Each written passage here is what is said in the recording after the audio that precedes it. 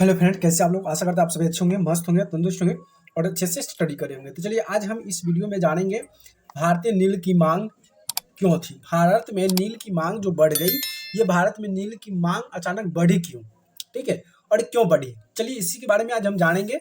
तो देखिए, नील का पौधा मुख्य रूप से उष्ण कटिबंधीय इलाके में उगता है। अब पूछा जाएगा कि नील का जो पौधा है मुख्य रूप से कौन सा इलाका में, तो उष्ण कटिबंधीय इलाके में उगता है, यानी कि पाया जाता है। 13वीं सदी में इटली, फ्रांस और ब्रिटेन के कपड़ा उत्पादन, कपड़े की रंगाई के लिए भारत नील का इस्तेमाल करते थे। अब वहाँ पे कपड़ा को रंगने के लिए किसका प्रयोग किया जाता था? नील का प्रयोग किया जाता था। और पहले नील का बहुत ही ज़्यादा खेती होता था और बाहर के लोग सभी नील की खेती पर ज़्यादा निर्भर हो, क्योंकि जब जब कोई भी चीज़ का मांग ज़्यादा होता है तो उसकी उत्पादन ज़्यादा बढ़ जाती है।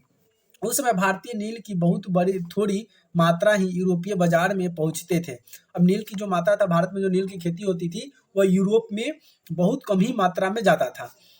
उसकी कीमत भी बहुत ऊंची रहती थी, इसलिए यूरोपियन कपड़ा उत्पादन को बैगनी और नीले रंग को बनाने के लिए वुड नाम का एक पौधा पर निर्भर रहना था। किसको? वो जो यूरोपीय जो यूरोप के जो लोग थे, उस कपड़ा को रंगने के लिए ना यहाँ पे नील नहीं जा पाता था, उतना पूर्ति नहीं होता था। तो वहां पे एक पौधा था जिसका वुड नाम था। क्या नाम था? वुड नाम का एक पौधा था जो कपड़े को रंगने पर निर्भर रहता था। वुड पौधा था, शीतोष्ण क्षेत्र में उगता था, इसलिए यूरोप में आसानी से मिल जाता था वह। देखिए, अब नील पौधा जो है उष्णकटिबंधीय और वुड का पौधा जो है शीतोष्ण क्षेत्र में उगते थे, जो कि आसानी से वो मिल जाते थे और वहां पे अपने रंगने के लिए उपाय करते थे। उत्तर इटली, दक्षिण फ्रांस और जर्मनी, ब्रिटेन के कई हिस्सों में यह पौधा उगता था। नील के साथ साथ प्रतिस्पर्धा से परेशान यूरोप को वुड उत्पादकों ने अपनी सरकार को दबाव डाला कि नील के आयात पर पाबंदी लगा दे। अब जैसे नील का जो उत्पादन है भारत से जब जाने लगा यूरोप में, तो वुड नाम का जो पौधा था उस पर उनकी दबाव बन गया कि नहीं, आप वहां से नील का जो पौधा है उस पर नहीं मत लाइए, उस पर रोक लगा दी। तो सरकार क्या किया? सरकार को दबाव डाल दिया गया कि नील के पौधे को लेन देन और बाजार में उसको रोक लगा दिया जाए। फिर क्या होता है, मगर कपड़े को रंगने वाला तो नील ही सब ही पसंद करते थे। अब यूरोप में भी सबसे नील बहुत ज़्यादा था, इम्पोर्टेंट था, और सबसे ज़्यादा लोग उसका ही नील को ही प्रयोग करते थे कपड़े रंगने के लिए।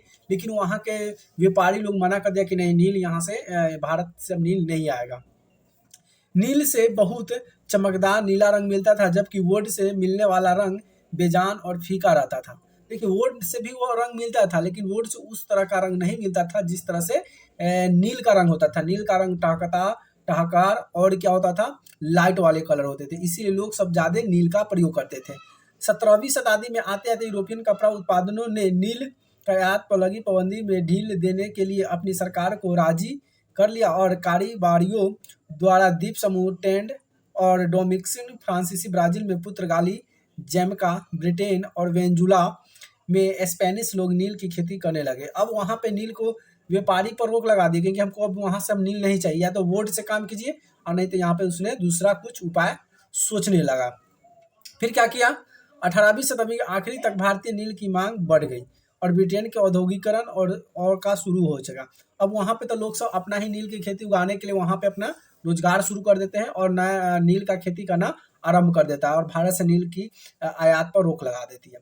जब 18वीं शताब्दी 1800 ईस्वी में आखिरी तक भारतीय नील की मांग बढ़ गई, ब्रिटेन ने औद्योगिक की शुरुआत हो चुकी थी और उसके कपास उत्पादन में भारी इजाफा हुआ, मतलब मुनाफा होता है।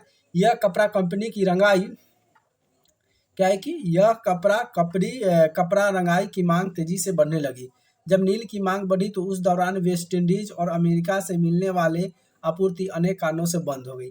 अब वहाँ पे जो यूरोप में जो अमेरिका से और ब्रिटेन से जो वेस्ट इंडीज से जो चीज़ आयात होता था उस पर भी रोक लगा दिया गया, उस पर भी बंद कर दिया गया। अब 1783 से 1779 के बीच दुनिया का नील उत्पादन आधार रह गया था। अब सब किस पे बन गया था? अब सबका सहारा ही क्या था? नील था। ब्रिटेन के अंग्रेज जब नील की आपूर्ति के लिए बेचैनी से किसी के स्रोत से तलाश कर रहे थे तो यह नील कहाँ से मिल सकता था। तब वो उस तरह से नील की मांग बढ़ते चल गई और फिर वह नील की धंधा शुरू हो गई। अब ये धीरे धीरे अब ये नील का कारोबार जो है अब अभी के समय में खत्म हो चुका है। तो ये था भारत में नील की मांग क्यों थी। इसके लिए बहुत इंपॉर्टेंट क्वेश्चन ये था कि नील की मांग कैसे बढ़ी, क्यों बढ़ी और नील कौन सा क्षेत्र में उगाया जाता था। फिर वो किस नाम का एक पौधा था जो यूरोप में उसको रंगने के लिए प्रयोग किया जाता था, जिसका नाम था वुड नामक एक पौधा था। ठीक है प्यारे बच्चों, तो ये छोटे से क्लिप थे। फिर अगले वीडियो में नए वीडियो में मिलते हैं। तब तक वीडियो को लाइक करते रहिए, वीडियो को देखते रहिए और नए वीडियो हम लाते रहेंगे। तो वीडियो देखने के लिए बहुत बहुत धन्यवाद। फिर मिलते हैं नए वीडियो में नए टॉपिक के साथ। तब तक के लिए बाय बाय।